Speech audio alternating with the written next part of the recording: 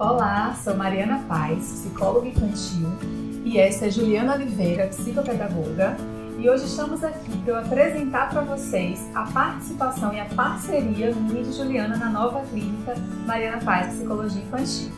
Então, a ideia é que a gente possa conhecer melhor o trabalho de Juliana como psicopedagoga e também que ela se apresente para a gente. Bom, Julie, fala um pouquinho sobre a sua experiência profissional e sobre o que é a psicopedagogia. Bom, olá, eu sou Juliana Oliveira, sou formada em pedagogia, pós-graduada em psicopedagogia e concluindo a neuropsicopedagogia. Durante muitos anos atuei em sala de aula e durante esse processo de sala de aula, das demandas que surgiam de crianças com atrasos, com dificuldades, foram surgindo inquietações e foi assim que a psicopedagogia entrou na minha vida, justamente para poder fazer um trabalho mais elaborado, mais individualizado, né, com essas crianças e um indivíduo de uma forma geral.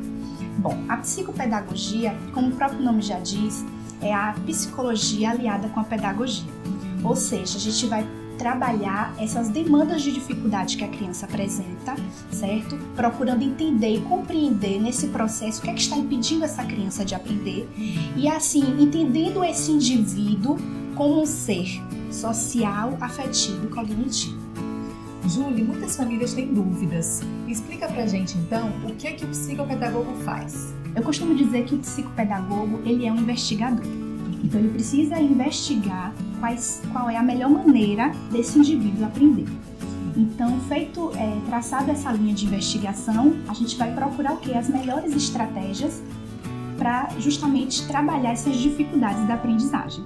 Julie, conta pra gente, quais são as etapas, os processos envolvidos na avaliação psicopedagógica? No primeiro momento, a gente recebe esses pais com as queixas que eles trazem. Geralmente, esses pais vêm de um encaminhamento escolar, né? Porque é realmente no período escolar que a criança começa a apresentar essas dificuldades da aprendizagem. Feito isso, é muito importante a gente criar um vínculo de confiança com o pai, com esse indivíduo que a gente vai atender. E aí a gente começa o processo de avaliação.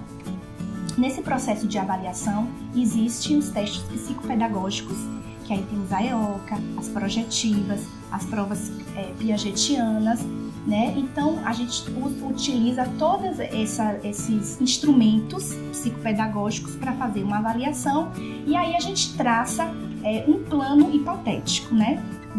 Daquela dificuldade que foi apresentada pela criança. A partir daí, a gente monta umas estratégias de intervenção, né, para poder trabalhar essas dificuldades que foram apresentadas. Eu também não posso esquecer da anamnese, porque é através da anamnese que a gente conhece um pouco da vida, desde a vida intrauterina da criança, a relação com a família. Outro ponto importante também é visitar a escola, saber como é esta criança nesse ambiente escolar. Se essa criança já tem um diagnóstico fechado, a gente conversar com os outros profissionais que acompanham, porque eu acho extremamente importante a gente alinhar o nosso trabalho junto com esses outros profissionais, certo? E aí a gente começa o plano de intervenção usando as melhores estratégias, né, para poder trabalhar essas dificuldades que foram encontradas. E aí depois nós fazemos uma devolutiva dos pais, né, para poder conversar sobre o que foi encontrado, os achados que foram encontrados, o que é que realmente a gente precisa focar, né, com essa criança. Então, basicamente, é dessa forma. Então, o psicopedagogo vai trabalhar e vai planejar toda a sua intervenção justamente nessas dificuldades que foram encontradas. Para quem o trabalho do psicopedagogo é indicado? Para que tipo de crianças? Para que tipo de dificuldades? Bom, como foi dito, né, a psicopedagogia, o foco dela é na aprendizagem. Então, tanto crianças ou adolescentes que apresentem dificuldades no seu processo de aprendizagem, seja atraso escolar, as notas baixas, né, aquelas crianças que tenham realmente, o adolescente, dificuldade em aprender, questões de distúrbio ou mesmo síndromes que causem a ruptura nessa aprendizagem. Então, crianças com atraso também no processo de alfabetização, certo? Então, esses são os casos que são indicados, né, para poder o acompanhamento do psicopedagogo. Temos também, o psicopedagogo também pode atuar com o idoso, aquele idoso também que teve algum trauma cerebral, do Alzheimer, derrame, né? Porque a gente pode desenvolver o trabalho na atenção, na memória também. A gente que trabalha com criança sabe que cada criança é uma diferente e que a gente precisa muito adaptar os recursos e instrumentos utilizados para cada uma delas. Como é que isso acontece na psicopedagogia? É verdade, a gente tem que entender que cada criança é um ser único, né?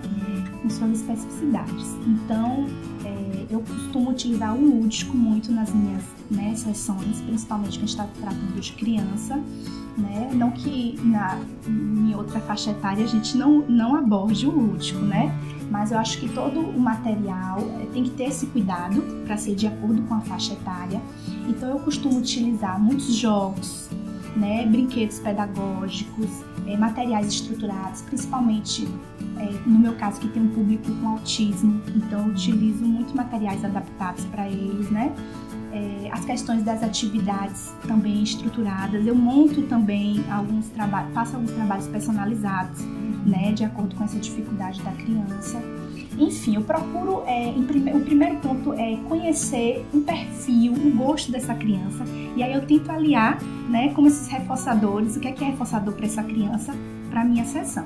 Júlia, explica pra gente como é que funciona o processo de avaliação psicopedagógica, quais são as etapas, qual é o passo a passo, né? O que acontece? Bom, no primeiro momento a gente recebe esses pais, né, com essas queixas deles. Depois dessa escuta dos pais, é feito uma anamnese para poder conhecer um pouquinho da história da vida intrauterina da criança, a relação com a família, né? Outro ponto importante é criar um vínculo de confiança, né, entre esses pais e essa criança ou esse indivíduo que a gente está recebendo. Feito isso, o processo de avaliação do psicopedagogo, ele utiliza os testes psicopedagógicos, que são a EOCA, os testes projetistas, as provas piagetianas. Então, a gente vai fazer toda uma avaliação para traçar uma hipótese, né, qual é essa dificuldade, o que é que está impedindo essa criança de aprender. Feito isso, a gente monta um plano de intervenção, que é onde a gente vai procurar as melhores estratégias para poder trabalhar essas dificuldades que foram encontradas. Também fazemos o encaminhamento para outros profissionais, né, o que for necessário, porque é preciso entender que a psicopedagogia tange no aspecto da aprendizagem. Outro ponto importante que também faz parte desse processo de avaliação do psicopedagogo é visitar as escolas, para saber como é esta criança, né, nesse espaço, quais são as queixas trazidas também pelo professor, né, que acompanha essa criança. Se essa criança já tem um diagnóstico, já é acompanhada por outros profissionais, eu gosto também de ouvir um pouco, né, esses profissionais, justamente para fazer um trabalho, alinhando o meu trabalho com o deles, que eu acho que é fundamental para a gente ter uns resultados bem positivos. Essa foi a entrevista com Juliana Oliveira, psicopedagoga, e esse é mais um serviço da Clínica Mariana Paz, Psicologia Infantil, para poder somar e contribuir ainda mais para o atendimento das crianças e das famílias. Obrigada, tchau, tchau!